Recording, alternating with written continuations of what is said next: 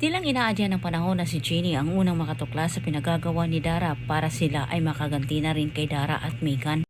Samantala sa kabilang banda, nakarating kay Megan at Dara ang pagdalaw ng matanda dito kay Jenny. Nagngingit-ngit sa galit itong si Megan, pinag-isipan niya ng masama ang pagdalaw ng matanda kay Jenny. Inisip ni Megan na inagaw kuno ni Jenny itong si Amelia. Ayaw na ni Megan na may kahati siya sa pagmamahal ng kanyang lola, nag-iisa umano niya itong kakampi. Nakatanggap ng tawag itong si Dara mula kay Freddy. Ibinalita ni Freddy na may naisip na umano siyang paraan para hindi matuloy ang lunch sa album ni Jenny. Samantala sa kabilang banda, nabubulabog naman ang pag-uusap ni Jenny at Minchi patungkol ito kay Amelia dahil bigla namang sumulpot itong si Megan, nagigil sa galit. Diretsang sinumbatan ni Megan itong si Jenny, inaaga umano ni Jenny ang pagmamahal ni Amelia.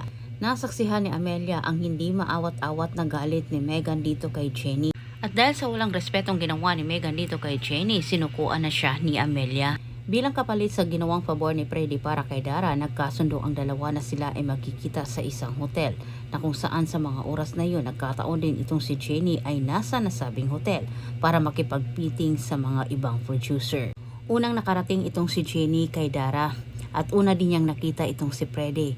Pero nagulantang na lang itong si Jenny nang bigla namang sumulpot itong si Dara at nagpakita ng isang motibo para makatulong kay Jenny bilang patunay na may relasyon ang dalawa. Hindi na nagdadalawang isip itong si Jenny na kunan ng video ang dalawa para kahit magkagipitan may patunay itong si Jenny sa kanyang ipaparatang dito kay Dara.